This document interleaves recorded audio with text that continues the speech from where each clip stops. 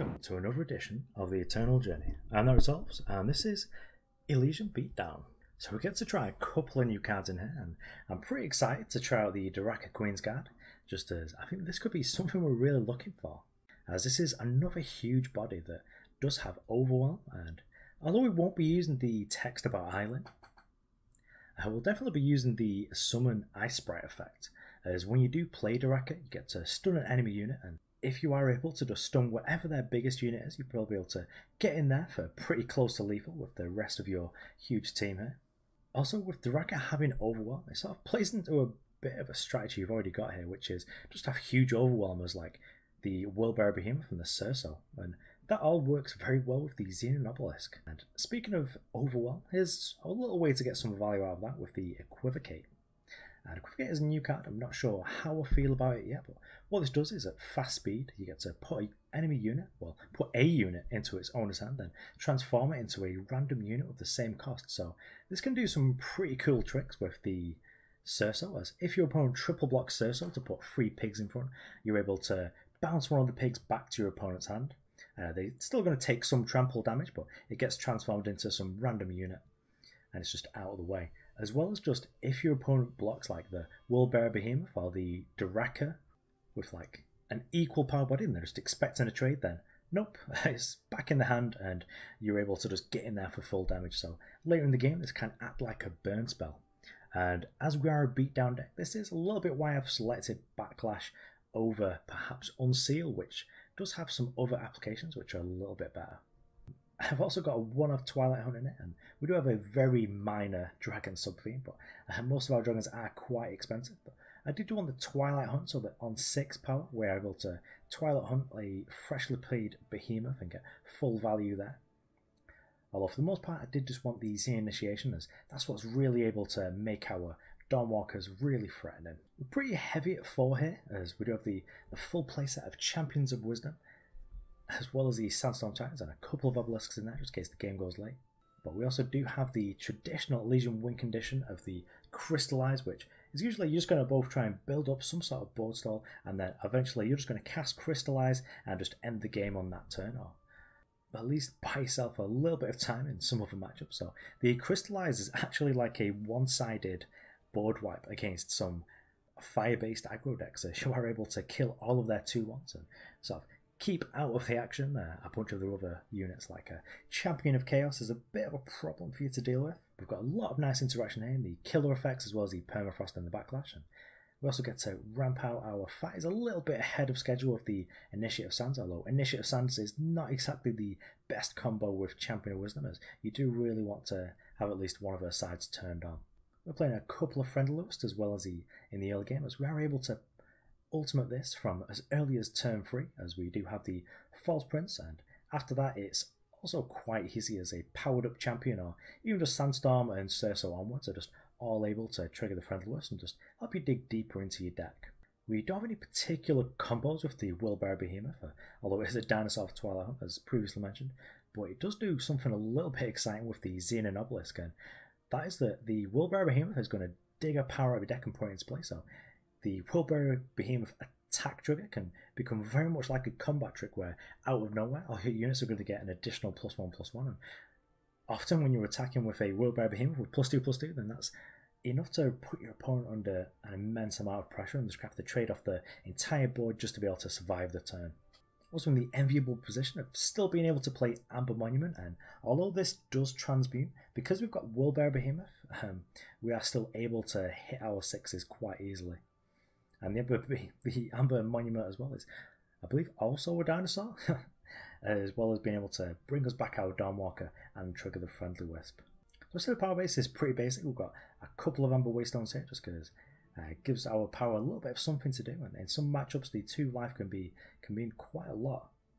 But we do have 11 dual sources here, so we should very easily be able to turn on whichever side of our Champion of Wisdom is important at the time. Okay, so on to the games.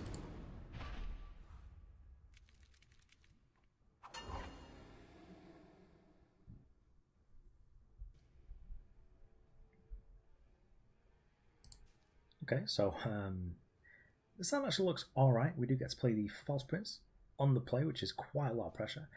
Normally, well, traditionally in this style deck, you would have led with the Dawnwalker just because it was a lot easier to get back. But as this does require the 4 time now, I think we'll actually just play that up second.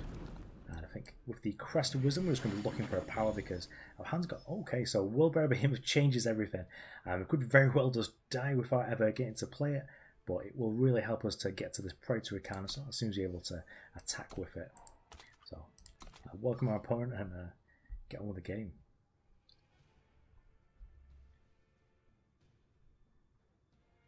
So the False Prince is actually very vulnerable to things like Vara's Favour and Torch, but I've not seen much of Vara's Favour on the ladder recently, even though they do have a pretty decent feeding time impression with one of the new cards. And we are against a fire-based deck here, so could be a little bit rough for us in trying to stick this False Prince. But as we are also against a Justice deck, the Vanquish isn't exactly the best answer to False Prince, especially as we do have Obelisk in the deck to be able to turn it into something actually real.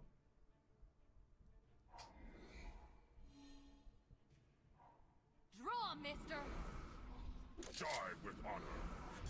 Okay, so it seems that the Volcano Outlaw has had a voice change here, but I'm just going to attack in here. I'm more than happy if our opponent wants to trade basically their entire army for 5 damage, but I doubt that'll be happening. But right here we've got the Dawnwalker, which is pretty good at blocking either the 2-1 or the 2-2, but he's probably going to be staying away from this Volcano Outlaw here. And the Outlaws just picked up a hammer, which meant that we were unlikely to be blocking anyway, but let's get rid of this 2-1. That can get out of here.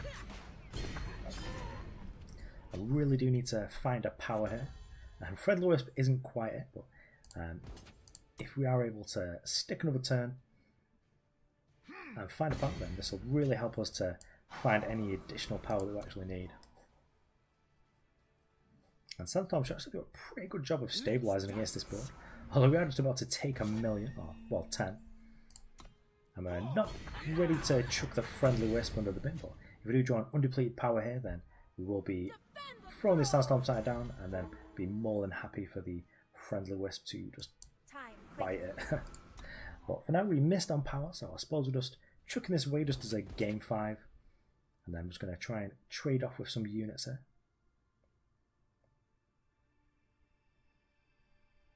So I would also really like to just trade this here, but I don't think I actually can. I suppose we'll just take 4 here.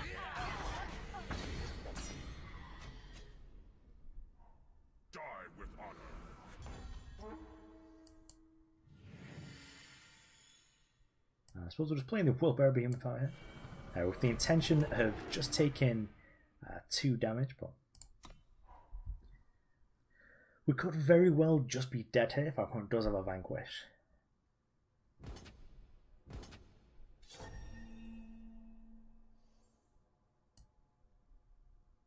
Okay, so I'll chuck this here. I suppose we have to put the 6-7 over there and just try and block this on your own here. So take 2, going to 2.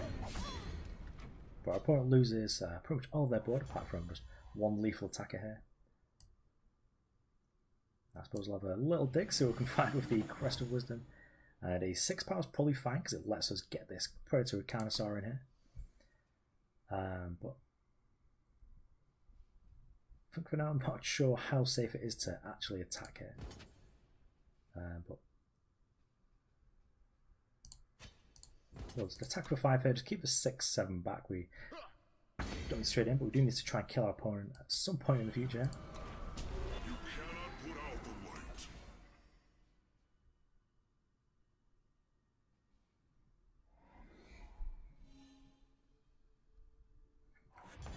There's perhaps a case for being a little bit more conservative there. So sadly we can't Daraka Queensguard this, so if we do want to remove it, it will be with the Predatory Carnosaur here.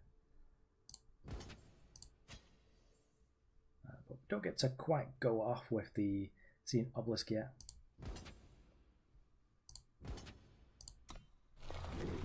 But to put a power into play and get pretty close to having the ultimate.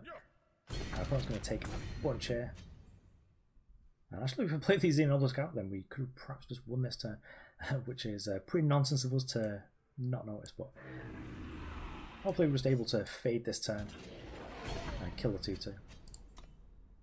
Killing 2-2 is practically the same as leaving it back. It's been a while since I played Xenan Obelisk. Oh boy, a 14-14 Valkyrie Enforcer. That's a lot of war cries on that. But sadly it's not going to be enough, as we would get to Daraka Queensguard, but even then just the attachment side will do the job.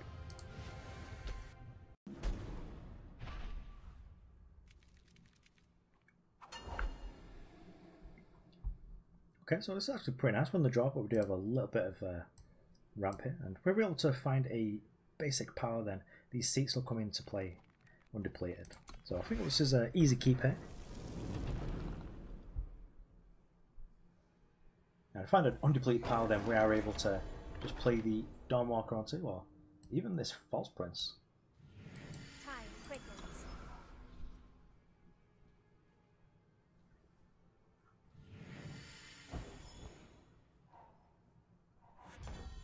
So I'm not sure what opponent could be playing here actually. Time quickens. I've not seen this influence combination in a while. Perhaps they're playing some sort of Mask Life Force deck.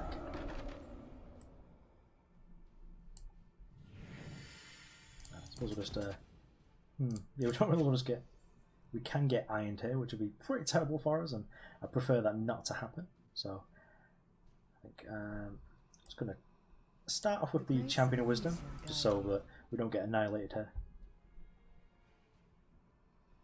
And they've got a card they want to play. I think this is actually no, it's a banish. Okay, so it doesn't matter either way, but the Sandstorm Titan is probably slightly better for us, and getting a banish down is also quite nice. It means that our Xenan Obelisks are probably going to be slightly better for us.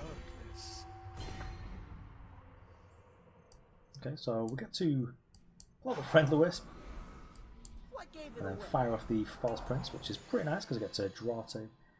And don't think we'll give anything killer because it seems pretty terrible in this spot, but we will definitely get this Crest of Wisdom down. Just never-ending Sandstorm Titans is probably fine. And we also get to give the Rhynarch +1/+1 to the Twilight Hunt, which is a nice little combo. Touch of shadow.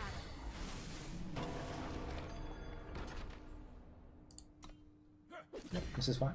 Just take our chunks here.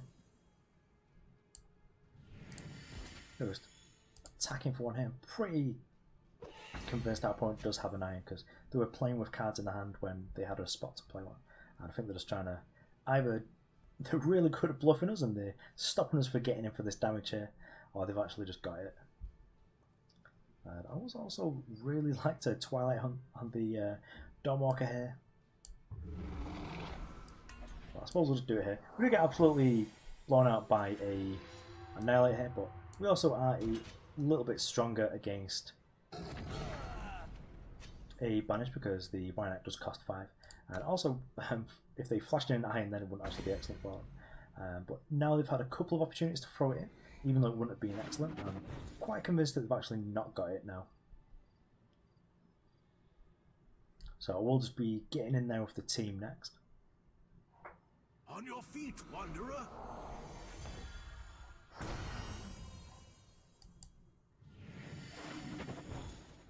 Crystallize is not what we want yet,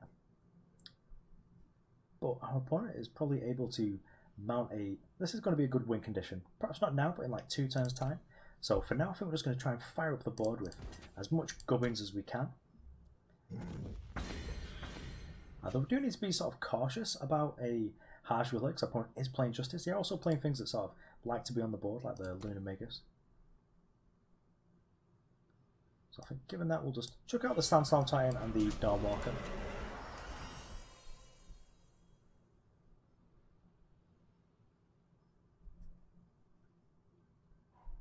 Find solace in the Yeah, our opponent's just playing more stuff here, which is sort of fine. So I thought pot's going to take out the Dawnwalker, but we'd have an easy way of rebuying it. I think we're actually just going to... Carnosaur here just to get rid of the Urge. And then we'll just attack in with the two big guns.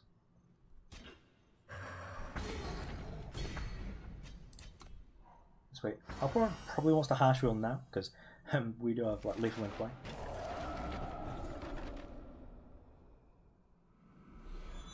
And yep, so the moon dial is. I have to tell me that the opponent does have the iron here. So perhaps we need to think here. So does this do? Yeah, let's just trick out our link. Let our opponent do the thinking. There's the iron that they've had all along.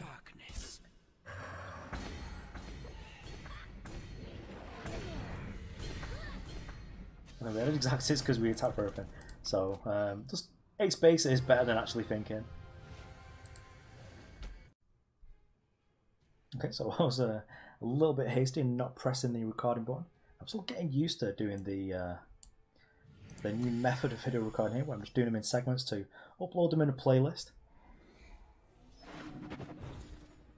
I've lost a bunch of game saves because I keep forgetting to press stop recording.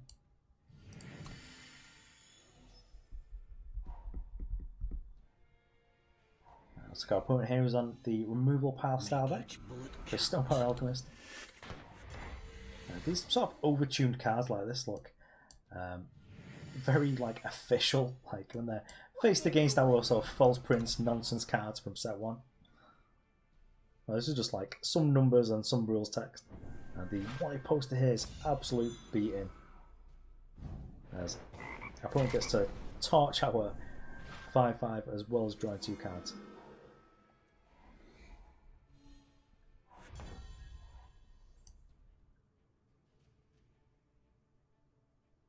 That's probably an aggressive choice by the opponent to not attack over here with the Stonepower Alchemist, but play the Sandstorm Titan down.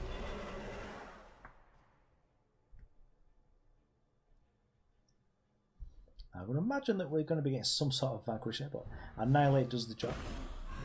And I'm not sure how good Daraka is going to be in this matchup, but he should be able to slow down any Mactos later in the game.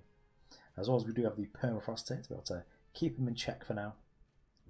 But we do need to find some more primal sources between now and then. And the initiative of the Sands here, ramping us up a little bit. But perhaps we can afford to be playing a Permafrost over here, but I don't think so quite yet. I ideally just want to draw like a Dawnwalker and just get in there with the Xenan initiation. But the Vara's favour, slowly putting an end to that.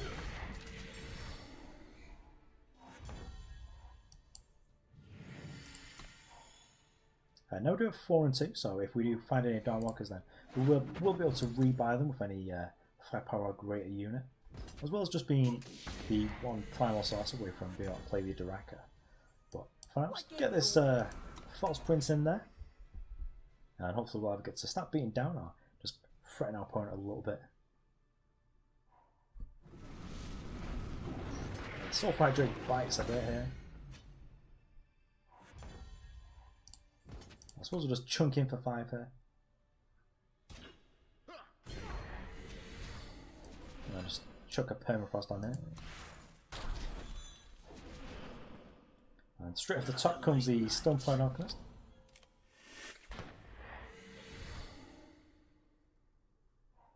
Make each bullet count. And multiple Stonepower Alchemists is going to be pretty rough for us here, but at least we've got a 6/6 to sort of hold the fort for a bit. We can't really attack here because we just take 4 on the way back. And you can sort of see how our sort of nonsense units here with just a bunch of numbers but sort of silly text is looking pretty bad against a overtuned list like this. I can't really play anything here. I mean, I suppose we could Permafrost this, but I'd much prefer to just be frosting down a Macto or just finding a primal source and keeping us busy with that.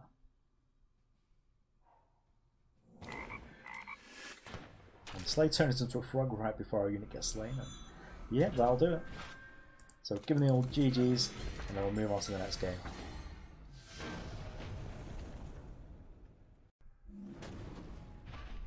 Okay, Glistener, nice name. So this is perhaps on the better scale of hands here. Got to lead on the Crest of Wisdom and then Turn 2 gets to make the Friendly Wisp, and if it survives, gets to make the Banner into a False Prince. And on the play, our opponent's not going to have much time to actually interact with this Friendly Wisp. So I think I'm just going to keep the Sandstorm on top, because if I suspect this Friendly Wisp does get to survive, we should be able to draw into the power just from the Wisp ultimate and to be able to play the Sandstorm, because we will be drawing power. And Lightning Storm, that's gross. So we didn't survive, which is not the best for us. You can actually sometimes in like more controlling matchups just keep a hold of the Friendly Wisp for later on. So like on turn 5 you can just go Wisp and False Prince to not give your opponent any sort of, whoops, just pass the turn there because I was talking. So I think we're against the Tin Man deck here, and we're going to get absolutely punished for not having this False Prince in play, because we'd have an additional 5 points here, or even better, we'd have traded the... We've traded with this Lightning Strike that I'm expecting right now. I turn early, so we'd have been able to get in for 5 with this one. So our board deck is, they're playing the Tin Man controller, but perhaps the other version that's got Excavate in it, rather than the one that's got some Justice in it. So maybe they're playing this version because they get to play the new Shadow removal spell. And really, I just want to play a bunch of my power, and if we do draw another one of these Friendly Wisp, be able to play it in the same turn as a cheap spell. So I think we're just going to chuck out the Sandstorm Titan here. And though this is vulnerable to Annihilate, if our opponent is playing anything like a Permafrost, then we are able to still be able to keep attacking him for damage.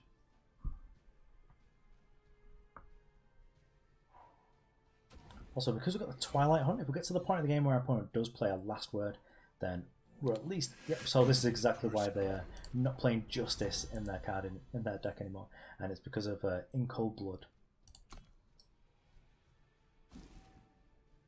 So we've not got enough time sources yet to want to play the Dawnwalker, so just play this Sandstorm Titan out again, just keep forcing them to answer all of our threats 1 for 1, and if they've got to use like sorcery speed removal spells like the In Cold Blood. There. Okay, so we're going to want the 4/4 here because it does just die to a Duelist Blade, but I'm happy just to have a 4/1 and just stick it in there. But as I was saying, because this has Nightfall, if our opponent does play a last word, then we are actually quite well equipped to be able to deal with it pretty easily here. So let's just chunk in there for 4. I'm sort of tempted to actually just trigger this Nightfall just so we can sort of draw some power, but our opponent's not going to have a real sweeper in the deck here, as they're not playing the correct influence. But I'm guessing this Celestial Omen is finding the last word, and they're going to use the cards in the hand to be able to deal with our threats, and then they're just going to, as we are quite constrained on power. Okay, Straight Shadow's good as well, so if this follow-up is a Lightning Storm, well, it doesn't look like it is. And just a Lightning Strike, so we should do 2 for 2, but they have killed our Dawnwalker forever because now it's a -3 health. The grace of Elysian guide you. I think we will chuck down this Champion of Wisdom. It's flying, which is not actually got any relevance here. So our opponent's doing here. If their plan is to last word, they should probably take the Twilight Hunt, but I assume it's going to be the False Prince. Okay, we took the Daraka, which is also fine because we're nowhere even close to be able to cast that. And we got lucky, we drew the Time Source, so now we're able to chuck in there for 6, which means we don't get owned by the... let's play all our units. We're going to get owned by another Lightning Strike though. Our opponent's deck should only really have 3 in it, and they've not played much in the way of actual card draw here. Touch of shadow.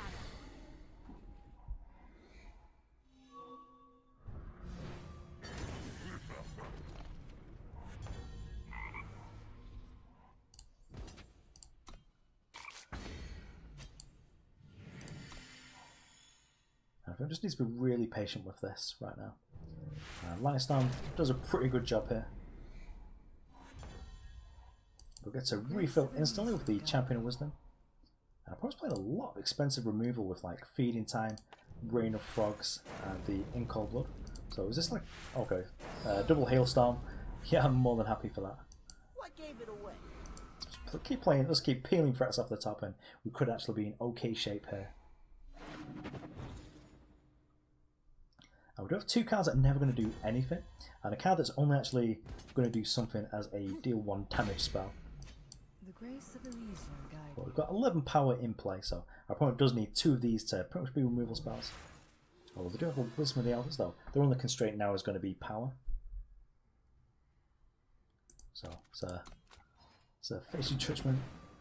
And this is sort of terrible because they get to kill the false prince here, turn it into a frog.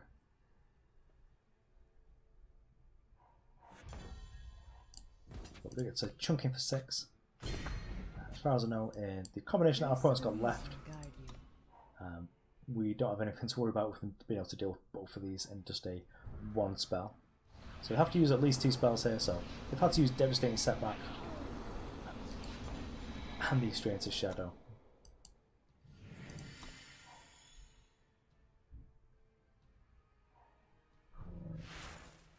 So perhaps I should have been a little bit less aggressive and kept 1 back. But I was pretty much just trying to go for the win right now while our opponent was a little bit low on resources. And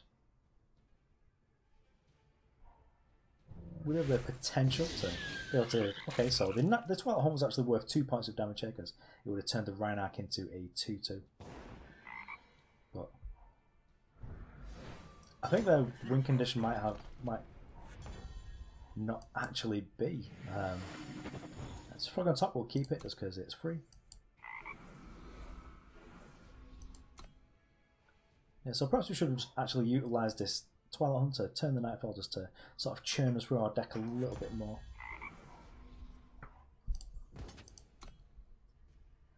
And there's no reason here to play the Initiate the Sands, the old free turn clock here.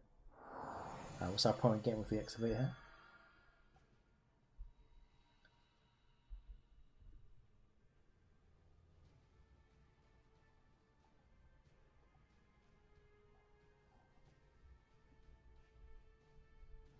Okay, there's going to be looping the Channel of Tempest now. Okay, well, using it as a removal spell is slightly better for us because it means we're not super dead. But we are pretty dead in terms of our opponent's got 1,000,000 cards and we've got a bunch that don't actually do anything here.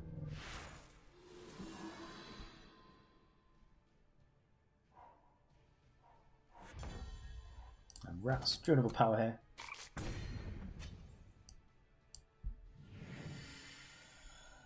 I really want to save this because I do really suspect that our opponent's win condition is that, but they have had 2 opportunities to take our Twilight Hunt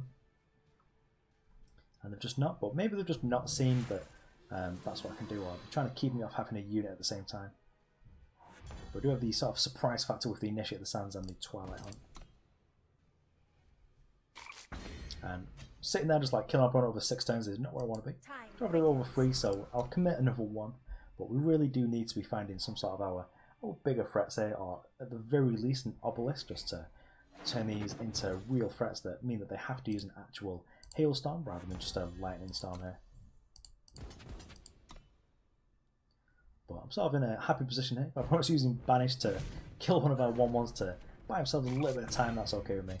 I think I still sort of have to put our opponent on a 3-turn clock because we do have a point of damage still from the Twilight Hunt, and I'd be pretty happy if I was able to use this for lethal. I think I might just be being too disciplined here.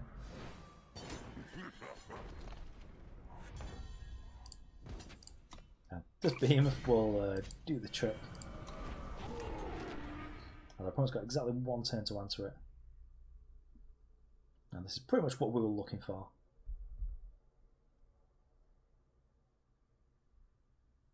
Slow down the play, so it looks like I channel the Tempest to the Frog and hopefully find any sort of removal spell for this, because I assume most of what's in the deck is going to deal with it. And yep, we found a Feeding Time which does it. Well, we've got a Backlash now. Sadly, the upside of playing Backlash in our Beatdown deck is not going to be super relevant here because our opponent does have a Face Aegis. But I suppose at least we are able to protect this Rhynark a little bit, and though our opponent does have 17 power here. Okay, well this one can resolve. It's really going to be the spell that actually does something there, so we will be countering this Hailstorm here. Just to force our opponent to use another spell here.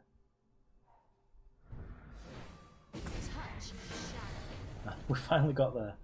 Okay, so we took some luck.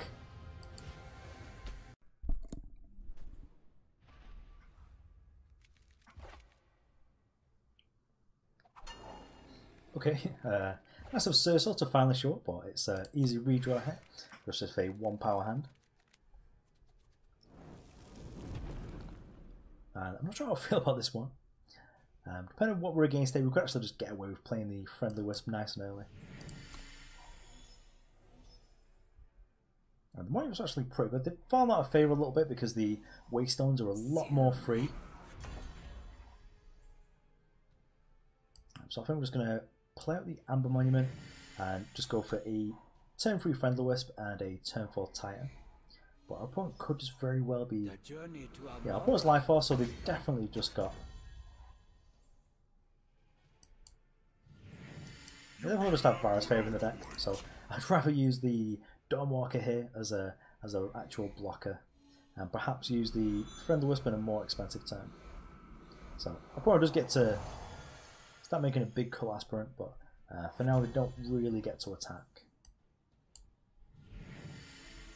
But we'll be using the Xenan Initiation here. And actually this is the life like the Life Force enabler if they just tap out for a Catron next turn. And this is sort of the payoff, so I think we'll go for the enabler just because it slows them down quite a bit. And if they want to pay like 1,000,000 power just to turn this into a 4/4, that's fine, because we will be able to eventually just outplay that. And if we are able to, we're going to stick the Friendly Wisp now actually. If we're able to just land this Sandstorm Titan next turn, we should be able to, in the top 3 cards of our deck, be able to find an undepleted power to give it a bit of Twilight Hunt and just get in there and start chunking away at this Cult Aspirant with our 5/6 Sandstorm Titan. So sadly the Champion of Wisdom isn't going to be entering play as a 6/6, so it's a straight Sandstorm Titan here. So we are just playing Amber Monument out, which is a little bit sad, but at least we do get to sort of trade both our units here just to get rid of this frustrating Cult Aspirant. Although actually, I think we don't want to do that because these are just +1s, and I think as soon as our opponent's unit transforms, it will lose them. I haven't played with Cirso for so long that it's not been in a deck I've played when I've been playing against this sort of thing. But our opponent's just annihilating Sandstorm Titan anyway. The journey to Amara is But no blocks here because our opponent's unit has Trample anyway, well, Overwhelm. But here we go. We get to find out for science what actually happens here. And we get the Dawnwalker back as well, which is pretty nice.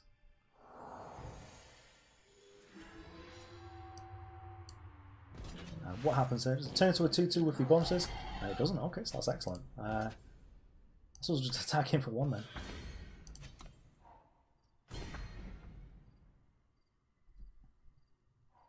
Safe travels, friend. And the 1 power killer effect really takes me back to Predatory Instinct, and Twilight Hunt is perhaps just strictly better. Opponent's gaining 1,000,000 life here, but we are going to just kick this out of the way with the Dawnwalker. And it's sort of nice because we get to trade here as well.